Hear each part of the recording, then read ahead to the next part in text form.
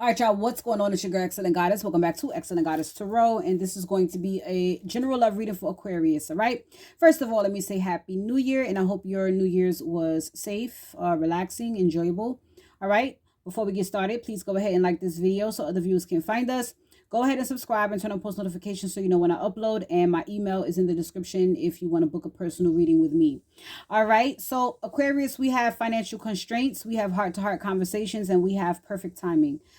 Now, when it comes to anything revolving around finances or energies, surrounding finances, it's been going on with you, Aquarius, for months.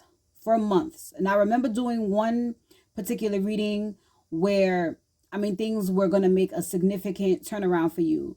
I believe financial constraints came out for you as late as last week sometime, and here it is again. The thing is, it's in an upright, all right? The energy oracle does read upright and in reverse. So with this being in an upright, this says that your financial constraints are coming to an end. All right. With heart-to-heart conversations, I don't like to use the word con, but I feel like I don't really see anyone in particular in your environment, but there's a way to flip this. Like if you are in a connection with someone and maybe you find that your finances affect the relationship, it may be time to talk about that and just be honest about how you feel and how maybe financial constraints make you feel when being in a relationship. Now, it's really nothing to worry so much about, especially when you do have a connection with the divine. But I do realize that a lot of times, for men especially, finances really do affect the connection. Men don't necessarily, because they are, they feel to provide. They are not necessarily in a good mood, in a good space, at peace when their finances are not going so well. And so again, this essentially messes up. I don't say messes up. It affects the relationship, maybe it affects time spent. It affects date nights, being able to go out. It affects the mood of your person. And so, energy transfers, you know what I mean? You may argue a lot more. But Spirit is saying that everything is being done in perfect timing right now. If I can think out of the box, this may be even a lesson for you to be okay anyway. Find balance and harmony anyway.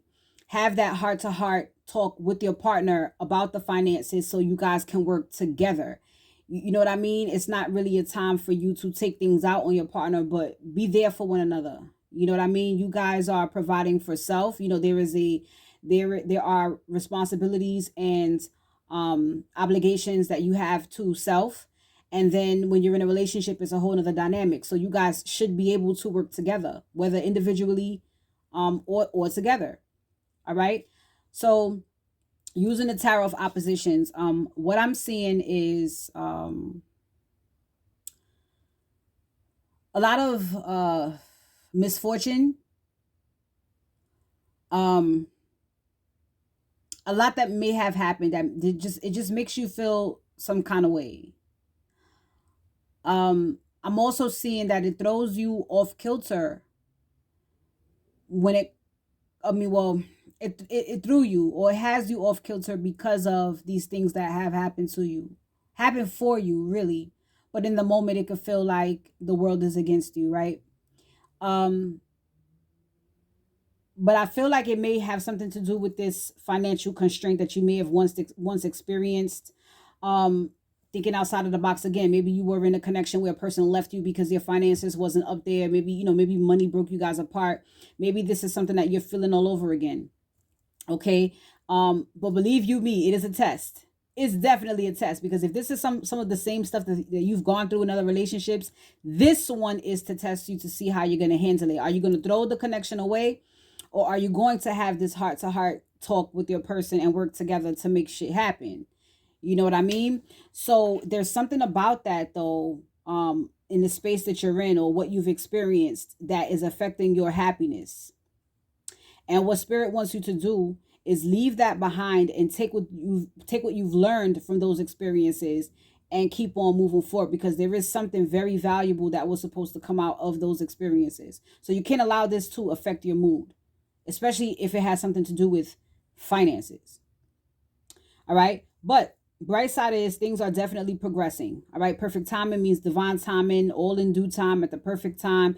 You know, not on your time though, and not at the time on the clock. But I feel like this is something that happens when you learn a specific lesson, and then that is the right time. The energy is right. Success is very close to you. But again, this Four Wands in the Tower of Oppositions is talking about making things happen, whether on your own or as a collective. So again, if you're in a connection with someone where you need to have a talk about how you're feeling because of maybe some financial constraints, or if that's the issue, this is a time for you guys to work together, like I said.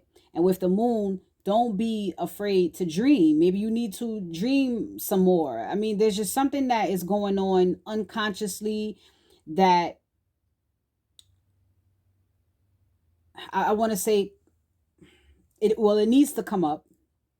And there is a need for you not to be afraid to dream. It's like the perfect time to kind of make some things happen here. Again, whether by yourself or in a connection with someone. Judgment is on the bottom of the deck, so this is an awakening. All right. There is something happening within you, or something that needs to be changed within you. Judgment is about judging yourself. Here we go again. That Page of Pentacles, the lesson, learning something from all of this, because this, whatever the situation is, it's not to hurt you. It may not be about financial constraints exactly, or you know, altogether, but it could be something else that is also equivalent to wealth. All right.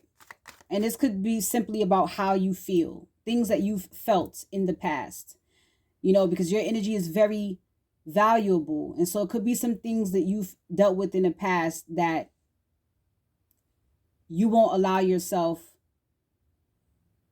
to just forgive, learn, and move on. It still affects you in some way. It still has you off balance in some way. All right. But there is a lesson to be learned here. There is a lesson that is going to be learned. I feel for you, Aquarius. Okay. I hope this is making sense. And there we go. The Queen of Cups. Okay. So the Queen of Cups could be you in this more so loving energy, because this Queen of Cups would be the opposite of what I'm seeing in the beginning energy. This is someone who is, you know, again, more intuitive with the moon here. This is someone who is more, I want to say, available emotionally. They feel better about themselves. There's a self-love here. There's something that you're learning about yourself. I don't feel like this is anyone else.